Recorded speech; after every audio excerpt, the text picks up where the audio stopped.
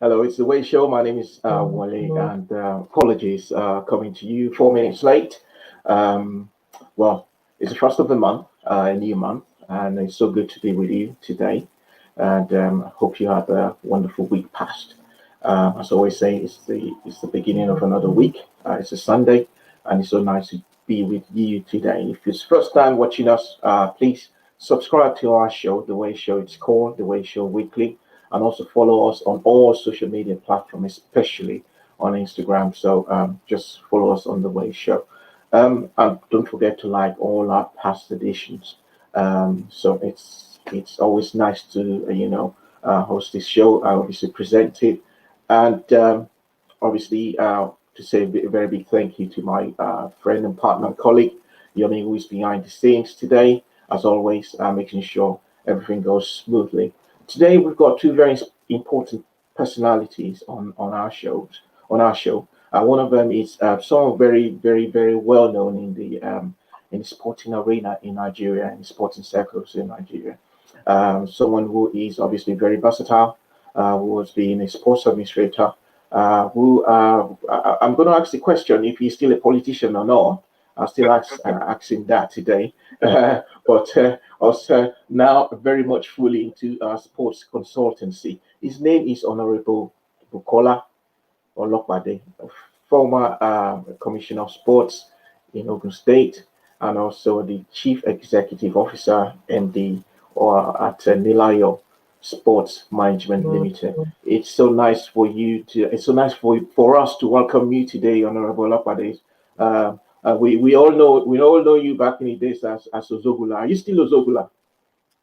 Or you got a new I mean, nickname? first of all, thank you for having me on. It's a huge honor. It's always a pleasure to find one in this sort of space. So I thank you very much for having me on. And to your answer, to your question, yes, people still call me Ozogula. It's a sobriquet that I've come to live with for the rest of my life, and I carry with pride. But don't forget, it belongs to an actual human being, Samson Ozogula, that used to play Yeah, football for Nigeria. yeah. Okay. All right. Ozogula too. How are you today? Thank you for joining us. I'll introduce you as a former sports commissioner in Ogun State, and now a sports consultant. And I said one of the questions people when we posted our poster for this show this evening was, is he still a politician? So I said, don't worry, I'm going to pose that question to him. He himself is going to answer the question. So, Ozogula, are you still a politician? The popular saying has always been that we are all political animals. So Mm, there's a politician in every human being out there. But mhm, to answer your question, I stopped being a mainstream politician many years ago, but I've not stopped being a community leader in my mm, state. I'm still a leader of opinion and a leader, an influencer, a mentor to a lot of young people. Some of them who are into politics, some of them who are into business. So that leaves you with an answer that would be confusing, but that I'm sure you'll be able to decipher. Um, is neither yes nor no, but to say that we all have the politics in us, and I'm still a political animal, community wise. Okay. So before we go further, we usually have people obviously contributing with their comments on the show, and someone already jumped the gun. Her name is Patty Tying, and I'm sure you know Pat very well. Patty Tying Williams. Pat has come to say, don't mind him, or he's still a politician. So, so Hello, we Pat. are going to. uh, Pat, if you can hear us all the way from the United States, obviously, Zogula is saying hello to you. So, we'll continue with the show. Obviously, we'll be taking questions from people watching as we continue the course of the program. So, when I knew you back in Ogun State, I knew you as a football person. Okay, I knew you not just as a sports commissioner, but a thorough football person. You loved your football. Why road race? I mean, you're now you've got a sports consultancy company. and you're promoting so much that sport of road racing in Nigeria, and you've got a track record of more like a pioneer in this sport. Why would you leave our bare football and go into road racing? But the truth of the matter is, even as a commissioner, I did pay a lot of attention to other sports. People like to refer to them as lesser sports, but I've never seen any sport that is lesser than the other. Truth be said, football is the number one sport for us as Nigerians, and every administrator tends to want to lean towards that. But if you look at my track record, you'll notice that as Commissioner for Sports in Ogun State, we won literally all the swimming competitions, all the table competitions, as in Scrabble, chess. We won all the board games. That we became very prominent in golf, where I turned all the caddies to professional players in conjunction in our arrangement with late Akpago Olumide, when I said this sport is too elitist. I do not like any sport that enslaves people, because the number one rule for me is that sport is a veritable tool of empowerment that must create wealth. In a very poor country, we should be using sport to galvanize people into becoming breadwinners. And so we were able to change our narrative with golf. And if you look at our biggest strength in Ogun State under Bukola Olopade as commissioner, it was actually in special sports.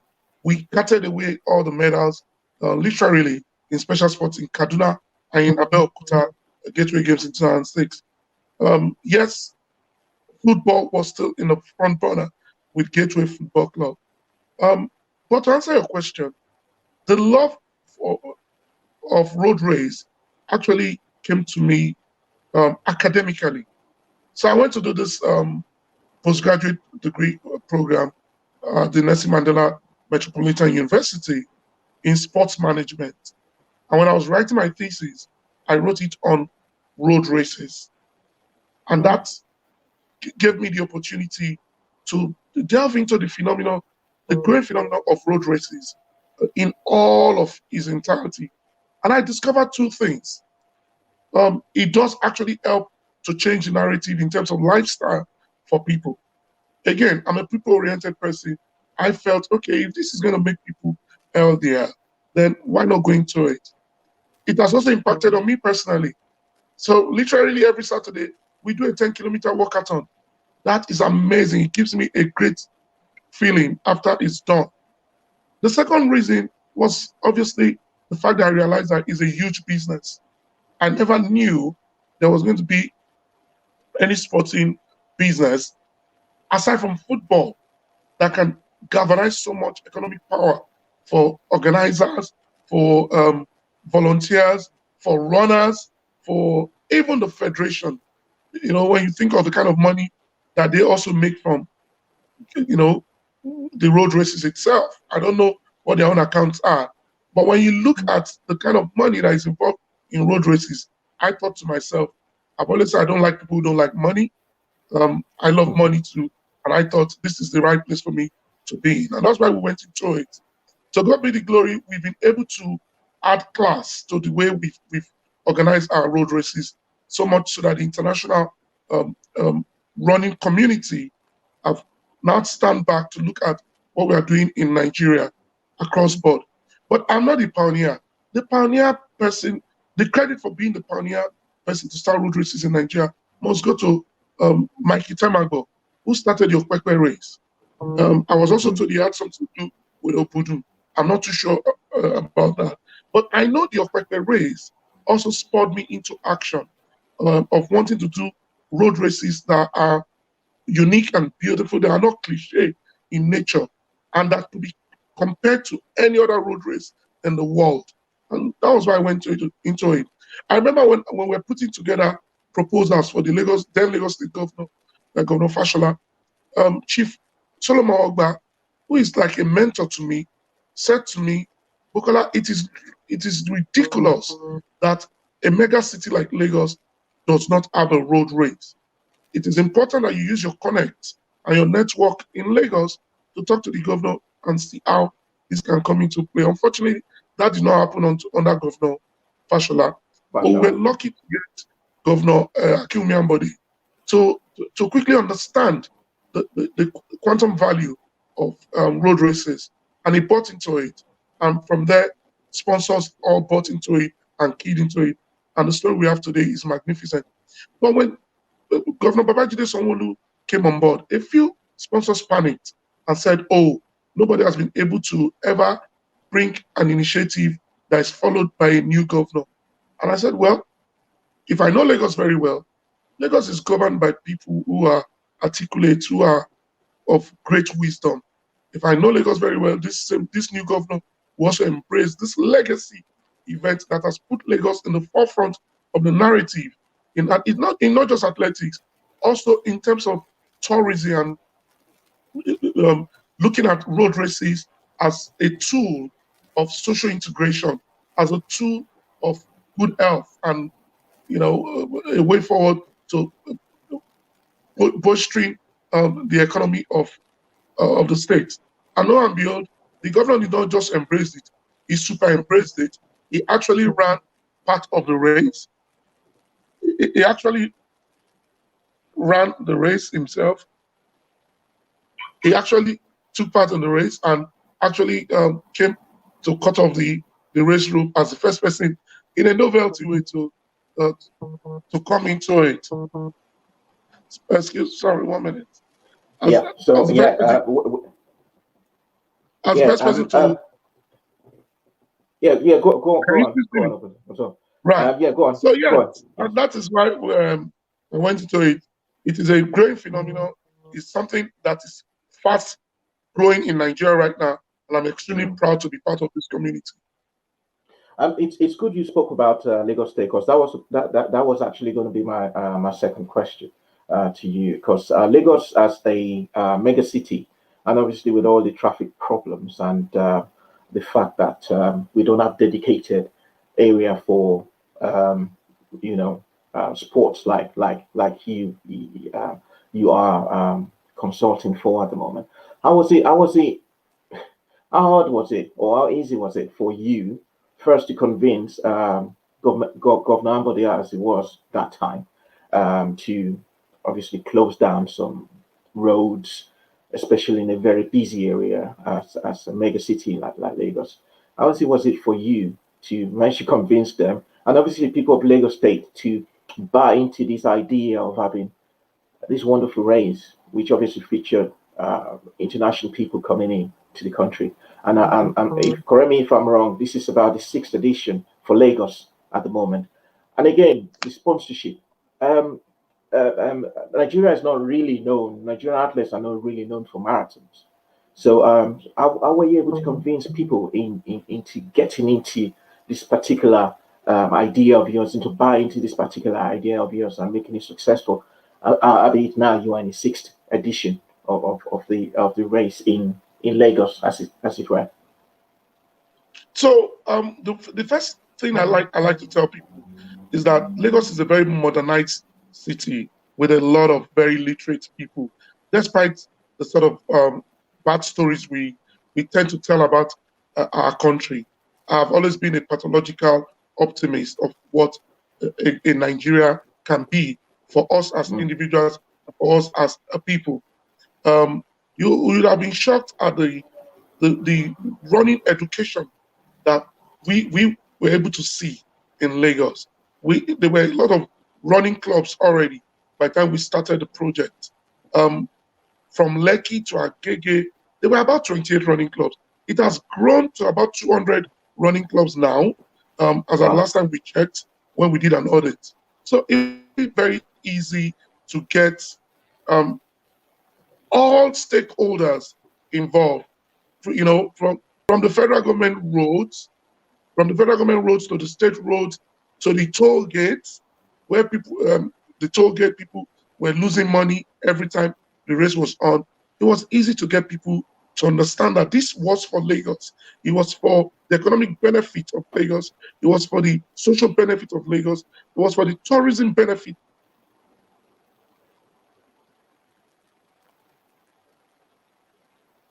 Okay, so we will try as much as possible to reconnect with Honorable Olopade there. Very interesting conversation we've been having so far. I mean, when you talk about road race, when you talk about marathon, what springs to mind, especially in that particular set of sport, would be the East Africans, obviously the Kenyans, the Ugandans, the Ethiopians, Eritreans, and all that which obviously very well tuned to this kind of races. But for the likes of Honorable Olopade and Mikey Tamago, Chief Mikey The Tamago, very to first bring. place. Okay, all right. Yes. Yeah, we're back to you now. If you can hear us, Zobula, yeah, we can hear you. Okay, so can you hear me now? Yes, we can. Yes, go on. So it was seamless. We got some things wrong the first time, but like you rightly mentioned, we are planning the sixth edition now. So we now know that it takes literally 10 months to plan a marathon. So now, as we are Wow. concluding the marathon of this year, we are starting up immediately the planning of next year's marathon. And because of that, we've become very progressive in our attitude towards our road races. Wale, you must also understand that we are literally the second race in the world to get a silver label in less than 4 years. I think Ottawa was the first one. In 4 years, yes, we got bronze, then silver. So we got bronze in the second year, bronze in the third year, silver in the fourth year. So and we've done the fifth year. Because of the coronavirus, I don't know if we're going to apply for the gold label. Left to me alone, I want to apply. I don't think the World Athletics will be considering labels this year because a lot of races did not happen this year. Mm. So we are preparing now for the 2021 with all the COVID-19 protocols um, according to best practices globally being put into consideration. The other question is on sponsorship.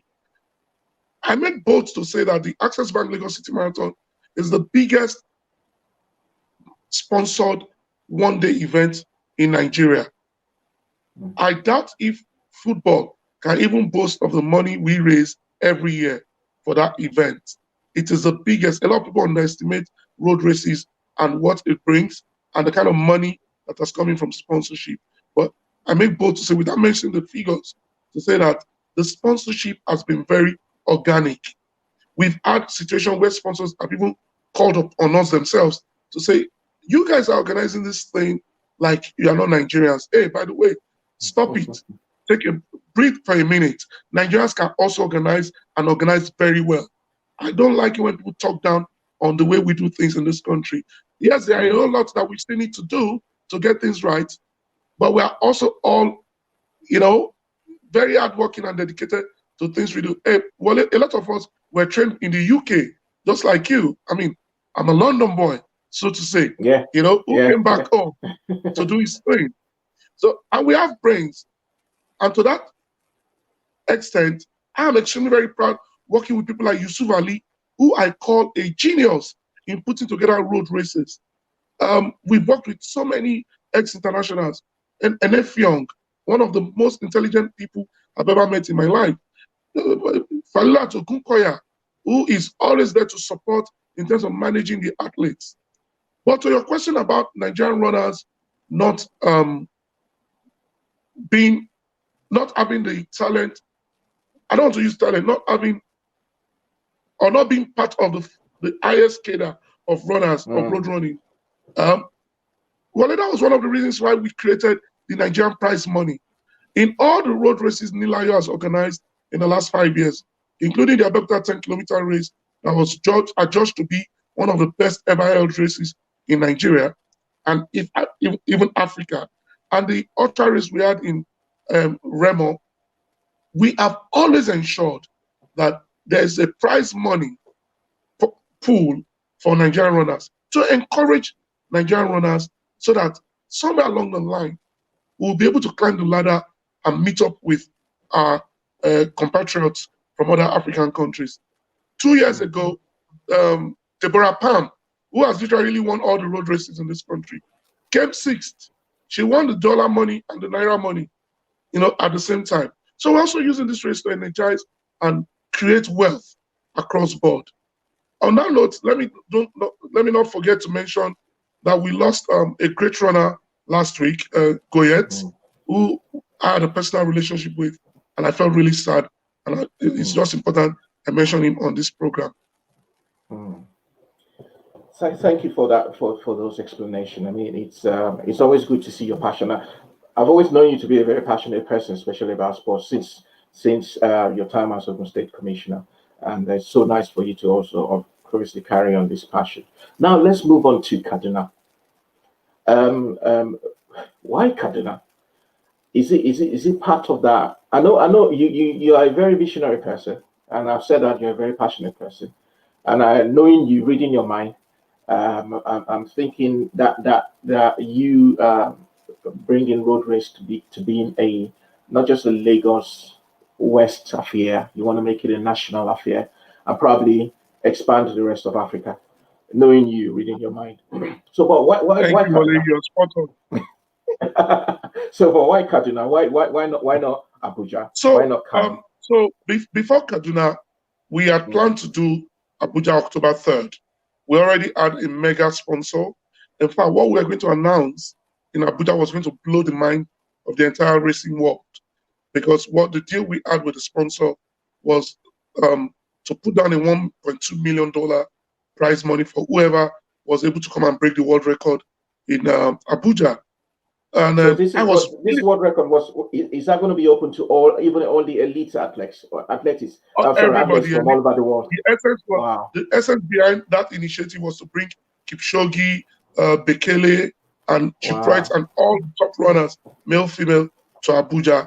The other thing we Yeah. had planned signing with that company was to build a road race hall of fame in Abuja.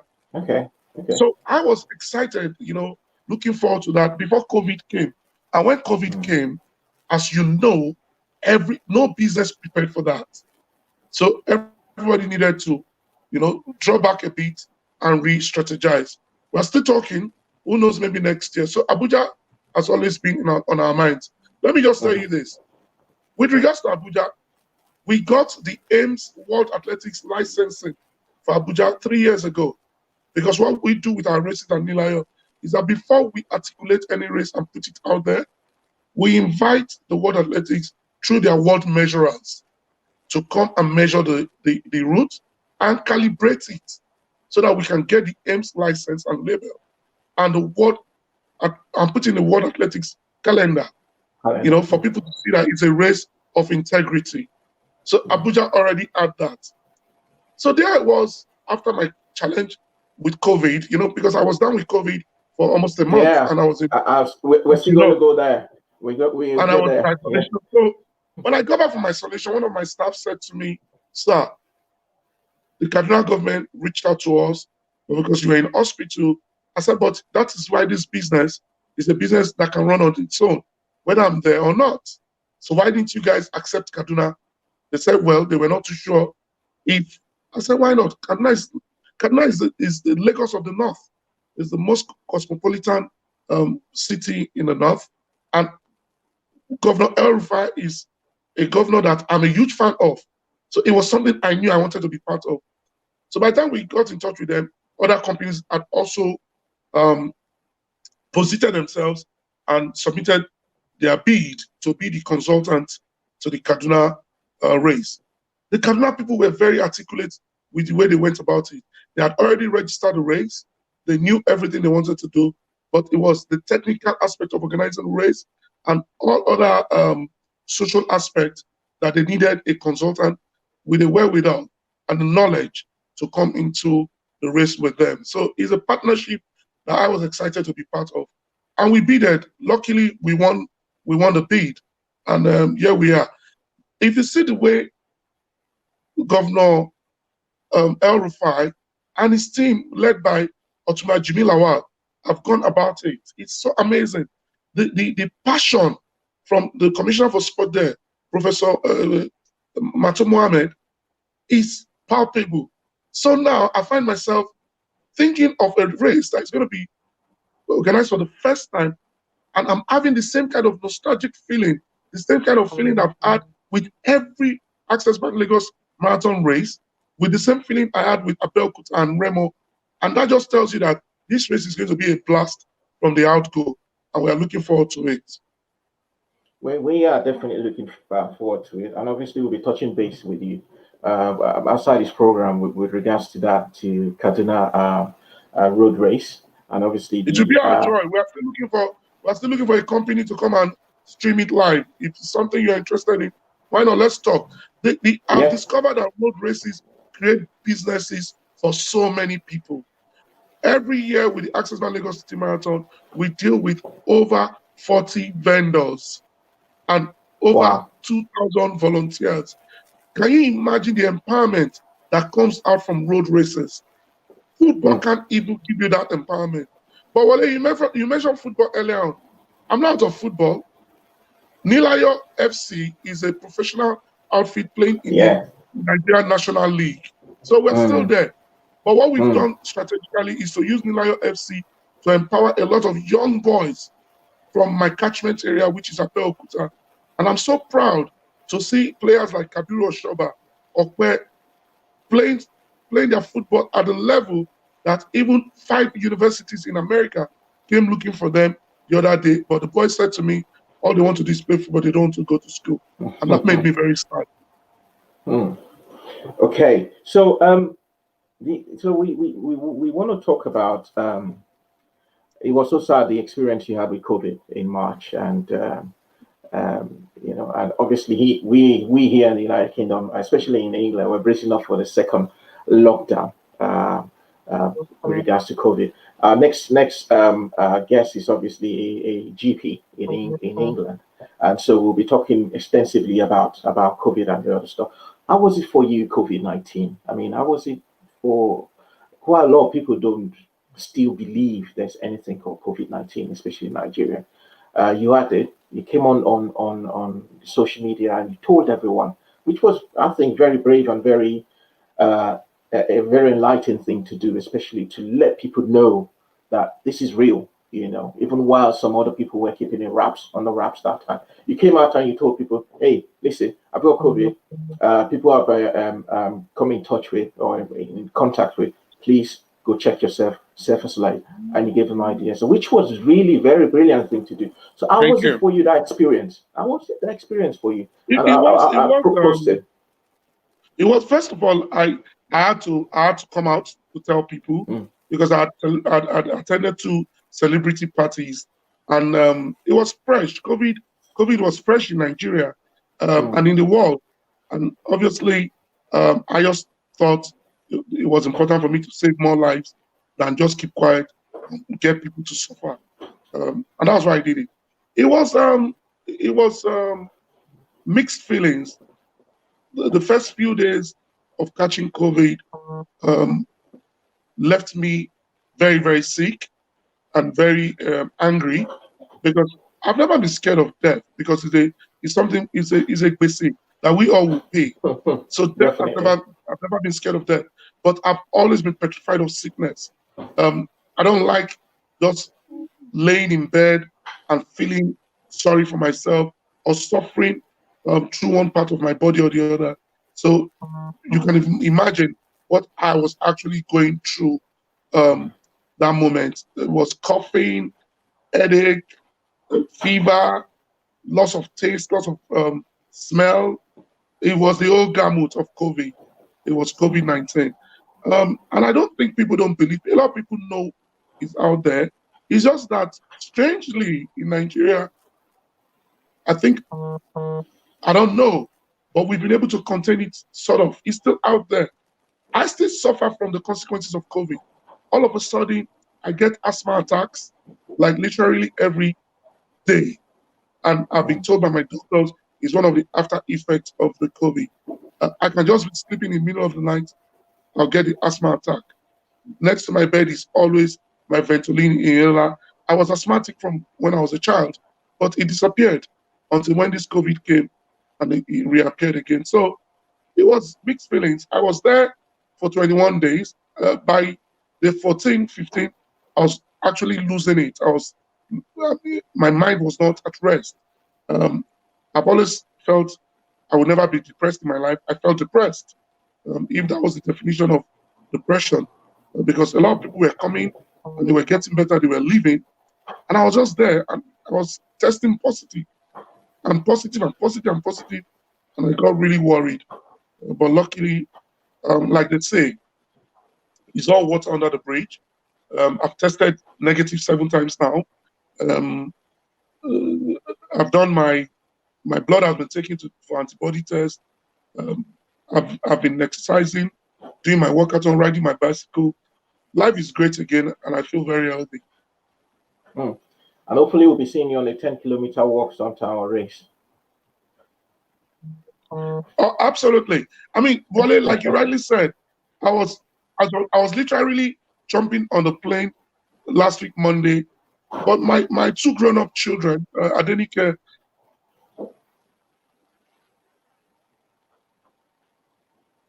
Okay, so I think we lost contact there due to poor internet connection. Can you hear me? I think it's back. Yes, Ozogola, we can hear you. Yeah, we can hear you now. So literally, this is the first time in almost 20 years that I don't see my children beyond 3 months. And it's been 8 months now. And I said, you know what, girls, I don't care.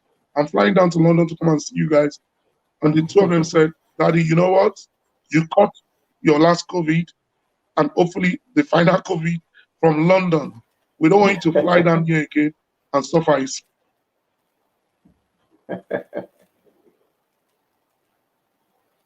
Okay, I think we lost that connection again. We'll try as much as possible. And the following day, it was about lockdown in the... Can you hear me? Yes, we can hear you now. We lost you for a second there. By the following day, it was about lockdown, and today I saw the Prime Minister literally saying there'll be a lockdown from November 5th, which would have been very unfortunate because I would have been stuck out there, not being able to even see my children, who would have locked down their home, and I'll be coming from somewhere else. And so, yeah, it has all worked for all of us. Thank you so much, Honorable, for joining us, Ozogola. It's you know what, we need to bring you back on this show to have a 1-hour show with you, because there's so much to talk about. There's so much to talk about. Probably we'll probably have to spend some time in the next couple of weeks and bring you back into the program. And this time we've talked about road race. We want you to go back to talking about other sports, especially football, and especially your encounter with as the chair of NNL. Back then, I mean, I know there's a love story behind it.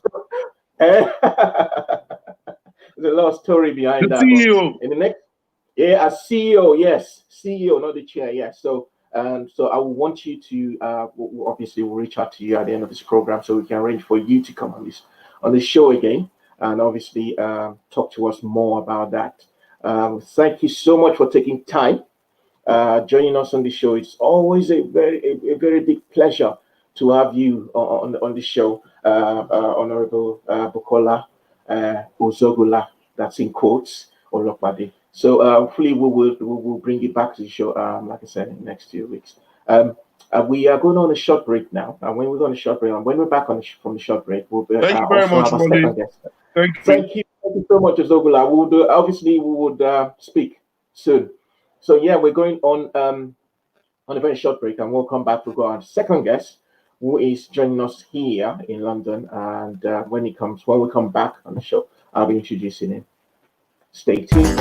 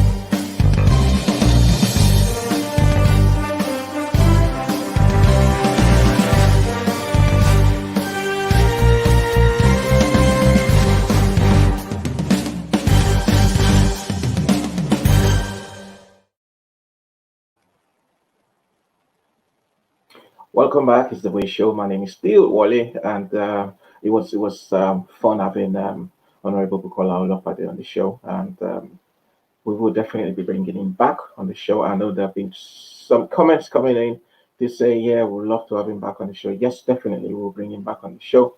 Hopefully in the next 2 weeks, for him to join us. Obviously, speak more about sports in Nigeria. So, going now to my second guest. My second guest is a man of many talents. Permit me to use that. He's a speaker, he's a trainer, he's a GP. As GP is a general practitioner within in the UK, and obviously also he is a someone who is very vast in the the industry, health industry, and who's got a GP surgery is just not too far from where I am in London, in Northampton actually. It's just about 2 hours drive from here. So Dr. Henry Akintunde is going to join me very soon. Hello, Doctor. It's nice to see you, Doctor. Thank you for joining us. Thank you for having me. It's a pleasure being here. Thank you so much. I mean, you're a man of men of many caps. You got many caps on. You're not just a GP. You are a trainer, a speaker, author. How do you find time to combine all this stuff? Coming from a background of health, I've been a practice manager in a GP practice, and I know what GP partners are like. Always very busy, seeing patients. Running after QOF, running after management, CCG stuff, federation stuff, PCN stuff, all that, and you still manage to be to write books, speak, and you're also a GP trainer. How do you manage all that? Thank you very much. I get asked that question quite often. It's not the easiest of things to combine. I think time management definitely comes in, prioritizing my list and trying to use my time in the way that gives the greatest impact, as it were. I would think that's the secret. But I think the other secret, I couldn't possibly do it without help from people in my network. So I use all the help that I can get to be able to do it. So that's the other big secret behind that. That's brilliant. That's brilliant. There's no way we can have you on this show without talking about COVID-19. That's about the news. No longer news anyway. But our previous person that came on the program, Honorable Olopade, obviously spoke about COVID in Nigeria, having at one point being had COVID himself. So the Prime Minister's come to say, all right, we're going to lock down again, and we're keeping schools open, or non-essential retail shops and whatever are going to be closed. The rule of six and blah blah blah. What is it like as a GP? Seeing patients regularly in your GP surgery. What is it like? I mean, is that fair culture that someone that's going to walk through the door is going to be COVID sufferer or what have you? So how have you guys been managing as a GP? So like we all know, COVID just basically came out of the blues, and for us in primary care, it's redefined how we do things. Overnight, we had to pretty much like turn our consultations upside down, from doing about 70% of our consultations face to face. We had to now move to doing nearly everything over the phone, and over time, it's come to about maybe 70-30, 60-40, but majority still remotely. So that was a big challenge. And there was a point where entire practices were shut down because a number of their staff had COVID, and lots of people off sick. We have been through that phase, and I suppose the concern now is with the number of infections growing, there's always that fear that just a number of people need to catch COVID for the team to suffer and potentially for the practice to be closed. So that fear is always there. But as doctors, this is kind of what we're trained for, not COVID specifically, but to be able to still provide the care that people need under difficult circumstances like this. So from our end, we try to do as much as we can to reduce the risk of that likelihood of somebody coming in with COVID and infecting other people in the practice. So, for example, in my practice and in most practices, we do what is called a total triage system. So unlike before COVID, where people could book appointments routinely, every person who needs to see a doctor first has to speak to a clinician, either a doctor or a nurse, who will go through the questions with them and see if it can be dealt with over the phone. And if they need to be seen, we will ask some of those screening questions about the cardinal symptoms of COVID, fever, cough, loss of smell, as a way of screening. In most practices, patients now come in wearing a face mask. We ourselves are in protective equipment. In my practice, for example, we don't even let patients sit in the waiting area anymore.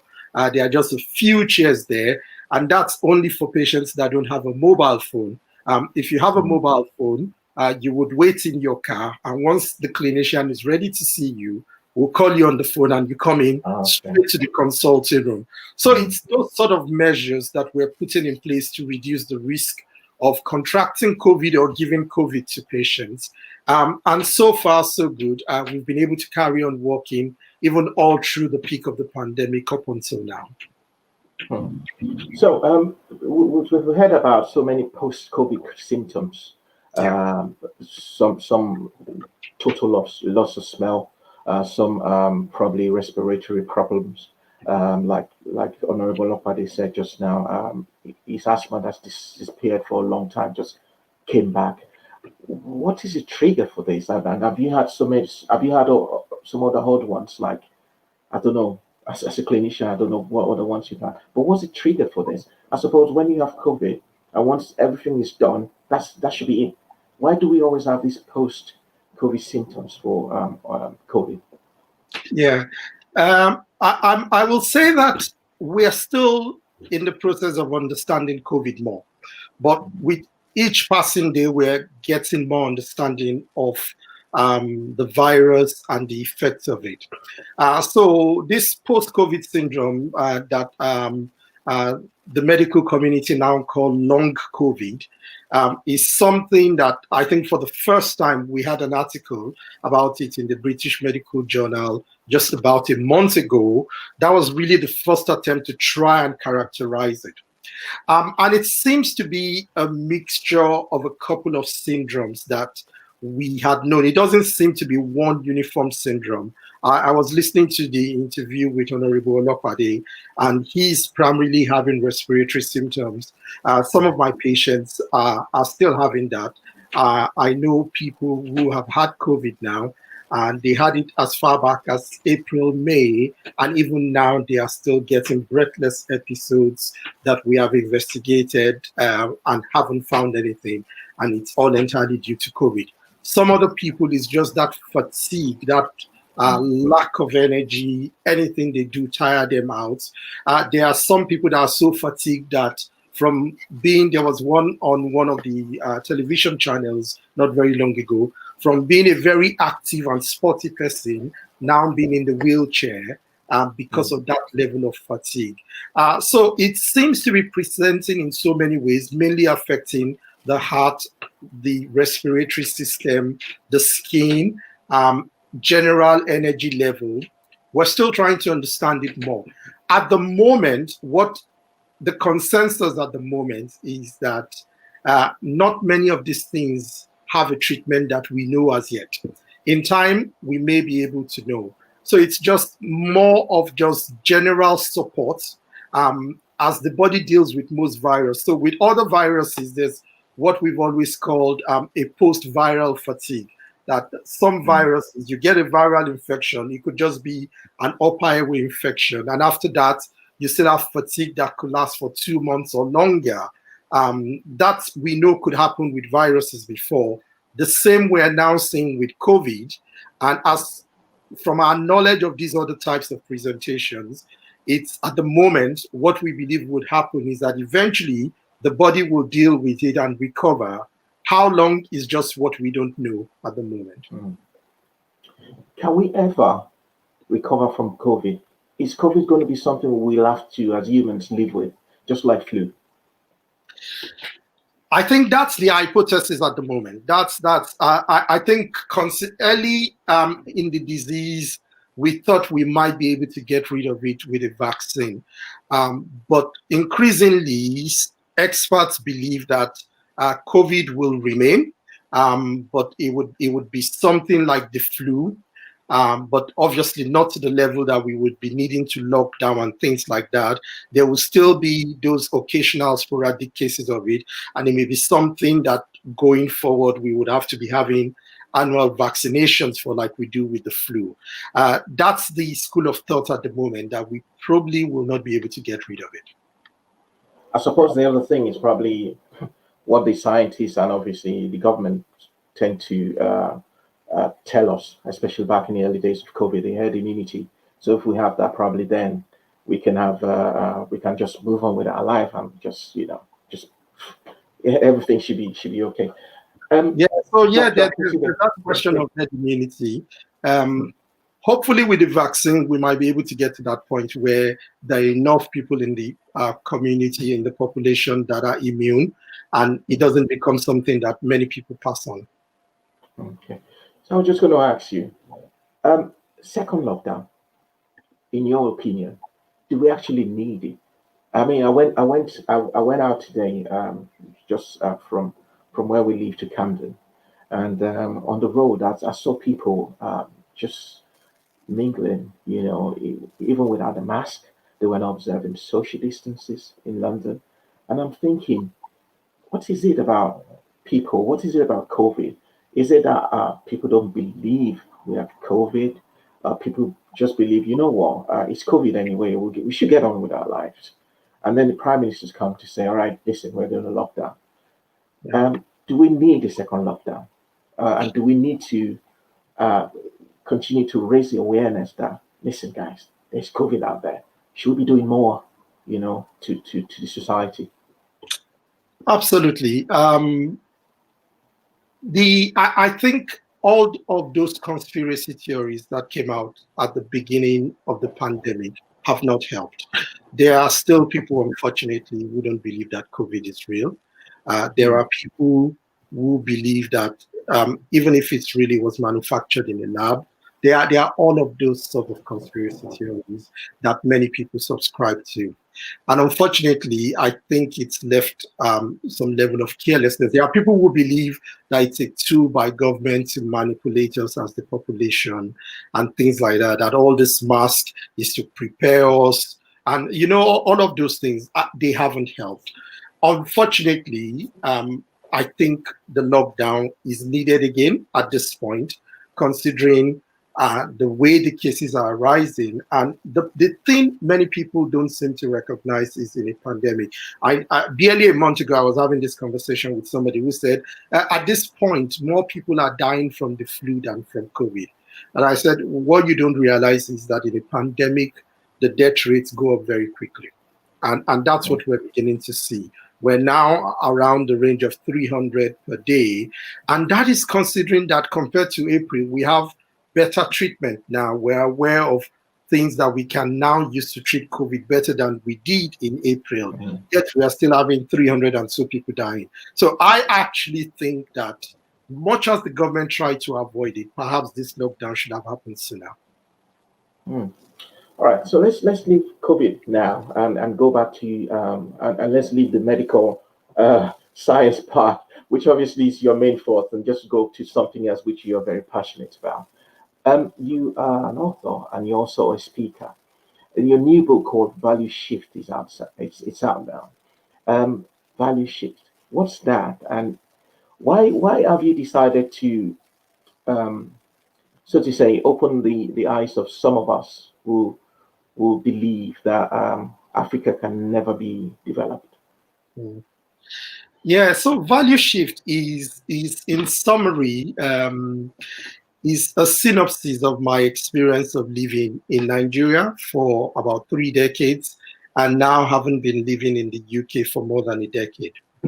And there were experiences that I went through from making that transition from Nigeria to the UK that were in essence like a shift in value for me. There were certain things I had believed or ways of believing that things should be done, and seeing a different kind of experience here that led me to writing this book. And at some point in time, I sat down and I asked myself, if I was to say in one sentence, what is the main difference between the developed world and the developing world? Obviously, using UK as a prototype, but also beyond living in the UK, I've had the opportunity of traveling to other developed countries, and I went to a few other countries in Africa. What would I say is the main difference? I know it's very difficult to put it down in one word, but what is that one thing that sort of permeates all around the system that we see as development? And at the end of the day, I came to the conclusion that it's all about value systems. That value systems in the developed world, and compare and contrast to that of the developing world, is what distinguishes. It's not the economy, it's not even the history, even things like colonization. In my book, I talk about all these other things that we have used as excuses or reasons for our lack of development over the years. I find that they do play a role, but ultimately, the reason we have failed to make the progress that we should make is because we have some value systems that keep us as developing nations.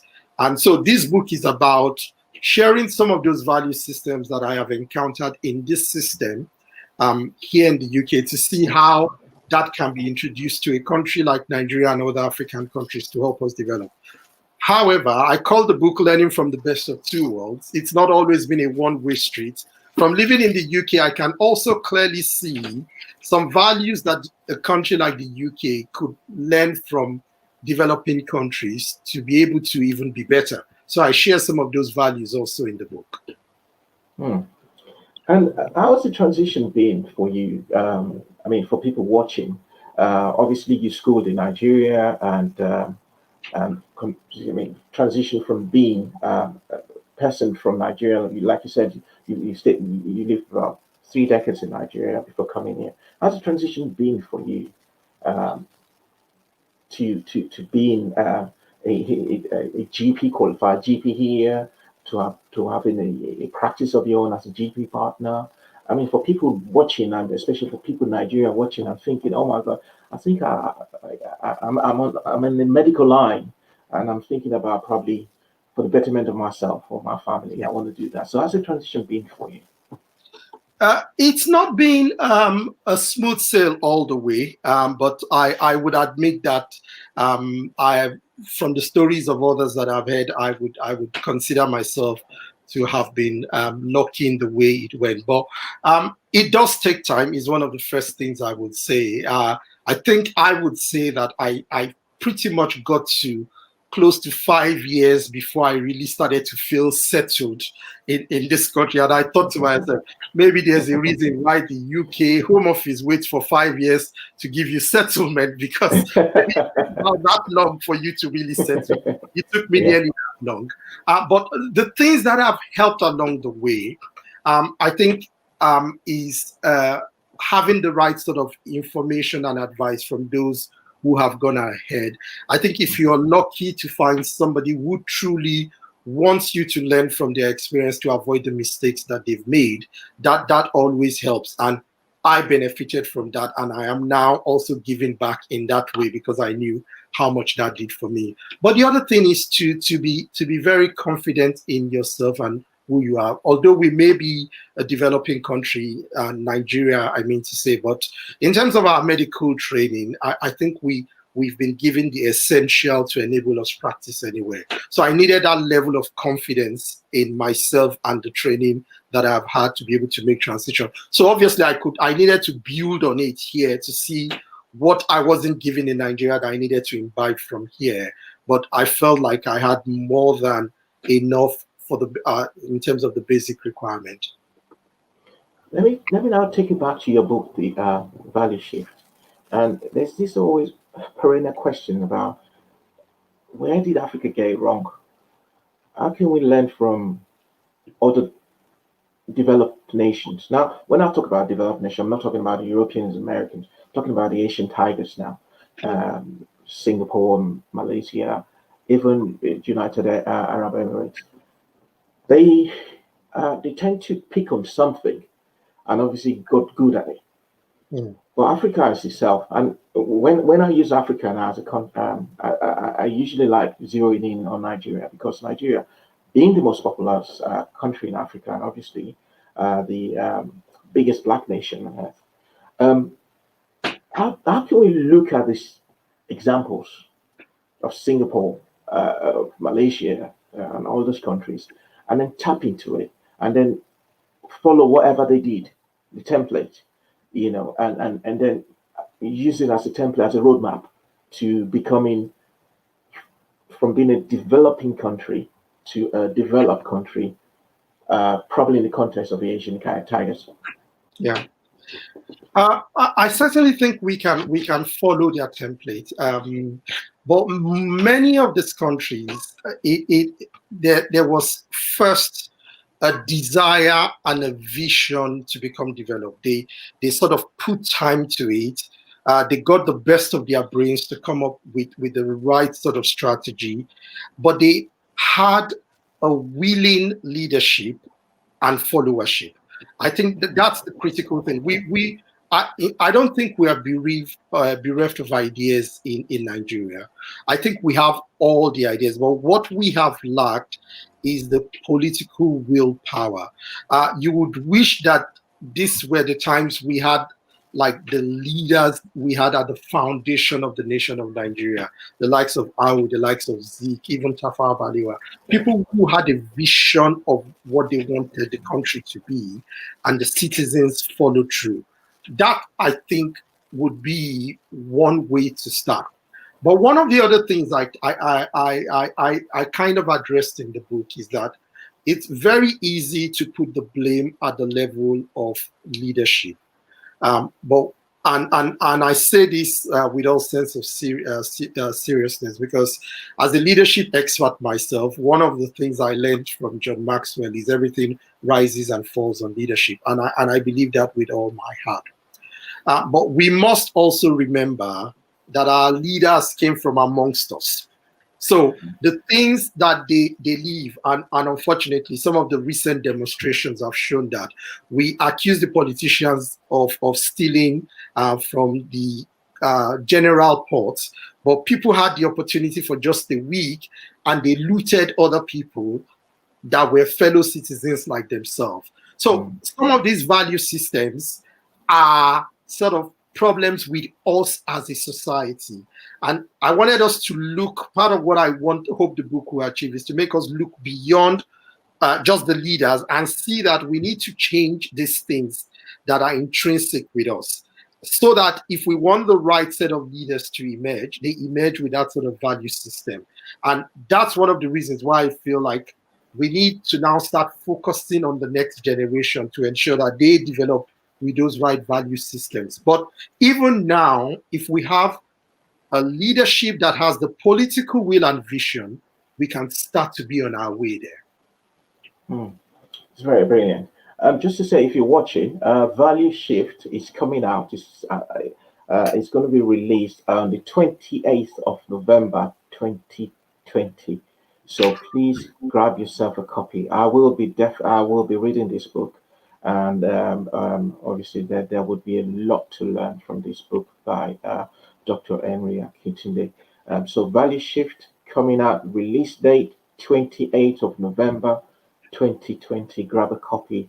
If you don't need to go out. I mean, just the internet, Amazon, and you can order for your one, and it will be delivered to you. Dr. Akintunde, would this book be also available to people in Africa, especially Nigeria? And how can they get it? Yeah, absolutely. It's going to be available because I wrote this primarily for Africans and Africans in diaspora.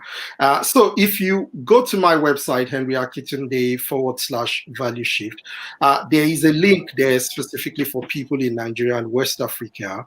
Although the book is going to be coming out on the 28th of November, for those in the UK or in other places where you have Amazon, you can pre-order the e-copy now, the e-book now. But if you are in Nigeria, you can pre-order the hard copy and the e-copy, and there's a link on my website for that. Before I let you go, there's another book you wrote some time ago. It's called Smart. So it's spelled out in letters, Yes. Smart in letters. So what was that book about, and what made you write that book?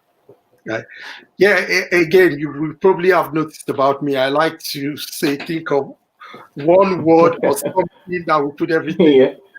So it was just, again, looking at my life and looking at success stories that I've read. And I said, if I was to give someone a success formula, what would it be? And it was those 5 things. So the SMART is, S is for source. I believe the place of God in our life and in our success journey. In fact, I believe God, our definition of success must originate from God. So source being the most important thing. M is the mind. With the mind, anything is achievable. A is for association. That's people in your life. One of the things I say in that book is that when we are all born, we all come into the world with nothing, but we get 2 resources: people that God puts in our life and time. And with those 2 things, we achieve everything else we do. So association. R is for resources. And in that sense, I was talking primarily about money. The need for everybody to have financial intelligence. We don't learn this much in school, but there's a need to educate yourself on how to handle money, how to be able to multiply money, and the final one being time. Anything we achieve in life, we have to exchange time for. And that's what that book is about, Smart Tips for Success. Brilliant, brilliant. Well, Dr. Akintunde, thank you so much for spending time with us today. Out of your busy schedule, of course, I know the life of a GP, honestly. I've worked with them now for, I don't know how long, for as long as I remember being in this country. So I know how busy you are, and especially on a Sunday when you have just a little bit of time to spend with your family. So thank you for coming on the show, and wish you all the very best. Thank you so much. Wish you all the very best for the new release of the book, Value Shift. Don't forget Value Shift coming out. And you can, just like Dr. Akin said, you can download the e-copy from Amazon at this moment. But if you need more, you want to know more about the books he's written, about the man himself, you can always contact us and we can point you in the right direction. Thank you, Dr. Akintunde, for coming onto the show, and we wish you all the very best.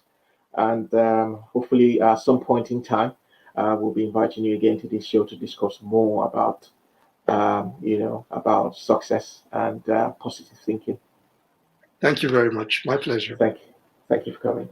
So, well, that's our show for today. I just spoke to Dr. Henry Akintunde, who is not just a GP, he's a speaker, a trainer, author, and someone very interesting. Obviously, someone willing to always impact in people's life, and so that's Dr. Akintunde for you.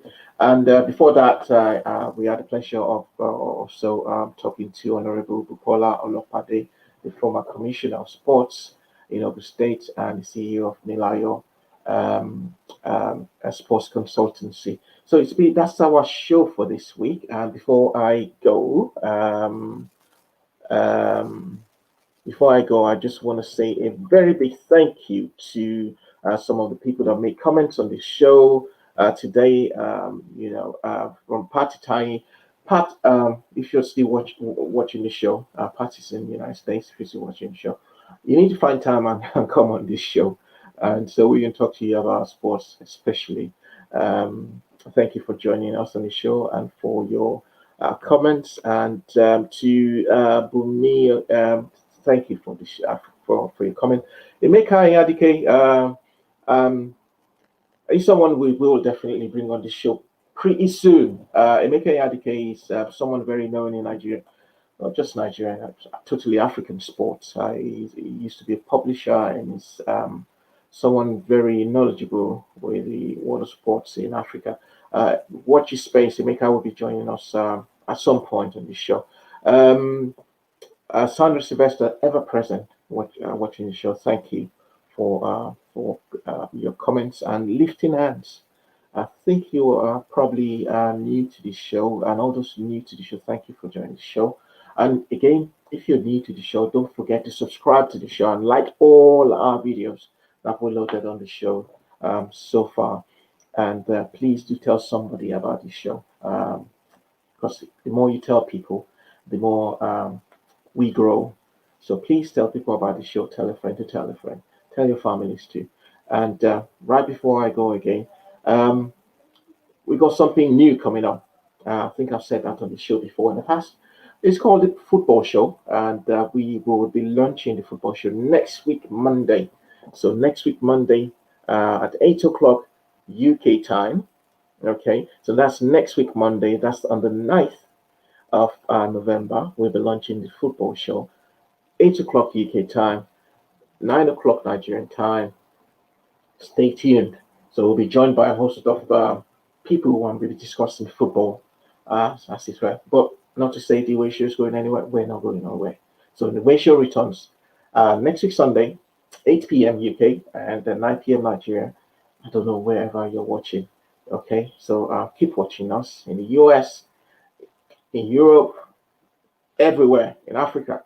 Keep watching us, the way show. Special thanks to my two guests today, Dr. Akintunde and Honorable Olopade, and also special thanks to my colleague Yomi Omongbeja, who is behind the scenes, making sure I am coming to you loud and clear, and also making sure that all our guests came to you loud and clear. Thank you. It's been a wonderful show. I thoroughly enjoyed myself. Hopefully, I'll be here with you next week. Please do have a nice week. And at the time of this lockdown, keep yourself safe, yourself and your family. Be safe. Thank you. Have a good night.